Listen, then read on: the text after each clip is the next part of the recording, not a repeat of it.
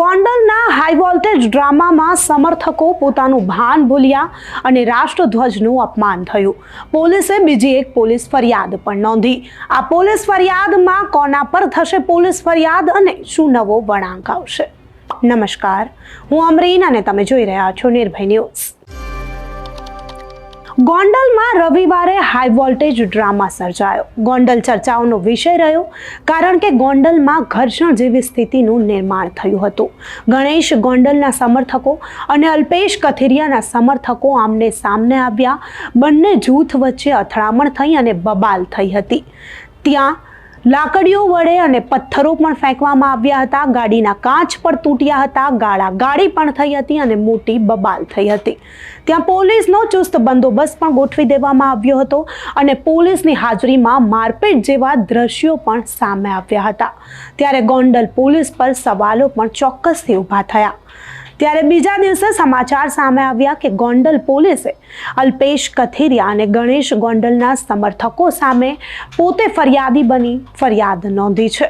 ફરી એકવાર પોલીસ પોતે ફરિયાદી બની અને ફરિયાદ નોંધી છે. પોલીસે ફરિયાદ નોંધી છે આખા હાઈ વોલ્ટેજ ડ્રામામાં રાષ્ટ્રધ્વજના અપમાન થવા બદલ. આખા જે ગોંડલમાં હાઈ વોલ્ટેજ ડ્રામા રવિવારે સર્જાયો તેમાં રાષ્ટ્રધ્વજનું અપમાન કરવામાં આવ્યું હતું. રાષ્ટ્રધ્વજનું અપમાન કરવામાં આવ્યું હતું ગોંડલના રહેવાસી હિતેશ રાઠોડ દ્વારા. તેણે પોતાના જે ઉગ્રતામાં આવીને ગાડીનો જે તે વિરોધ કરવા જતા હતા, તેણે ગાડી પર જે ઝંડો લગાવેલો હતો, આપણા દેશનું રાષ્ટ્રધ્વજ લગાવેલું હતું, તેને ઉખાડીને નીચે ફેંકી દીધો. તે એટલી ઉગ્રતાથી તેનો વિરોધ કરવામાં ધ્યાન હતું કે તેણે રાષ્ટ્રધ્વજનું અપમાન કર્યું અને રાષ્ટ્રધ્વજને જમીન પર ફેંકી દીધું. એ દ્રશ્યો પર નજર કરીએ જ્યાં રાષ્ટ્રધ્વજનું અપમાન કરવામાં આવે છે અને પોલીસે આ મુદ્દે હિતેશ રાઠોડ પર ફરિયાદ નોંધી છે.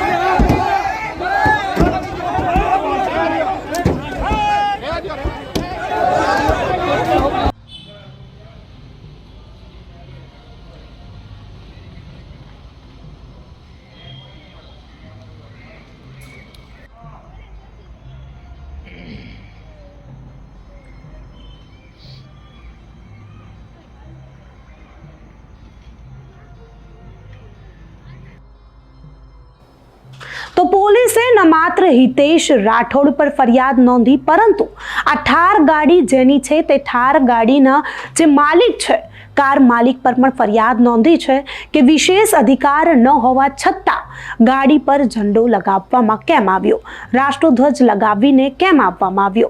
તો કાર માલિક અને હિતેશ રાઠોડ જેણે રાષ્ટ્રધ્વજનું અપમાન કર્યું તે બંને સામે પોલીસે પોતે ફરિયાદી બનીને ફરિયાદ નોંધી છે.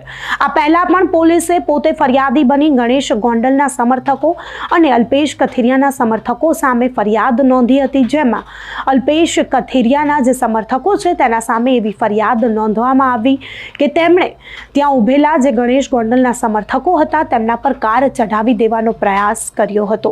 જ્યારે ગણેશ ગોંડલના સમર્થકો સામે એવી ફરિયાદ નોંધવામાં આવી કે તેમણે અલ્પેશ કથિરિયાની જે સમર્થનમાં ગાડીઓ આવી હતી તેના કાચો તોડ્યા. આખા મામલે ગોંડલ પોલીસની સરાહનીય કામગીરી કહેવાય કે તે પોતે ફરિયાદી બને છે અને આખા મામલે ફરિયાદ નોંધે છે. તો ગોંડલમાં જે હાઈ વોલ્ટેજ ડ્રામા સર્જાયો જાળો તેના પડઘા હજુ સુધી શાંત નથી થઈ રહ્યા।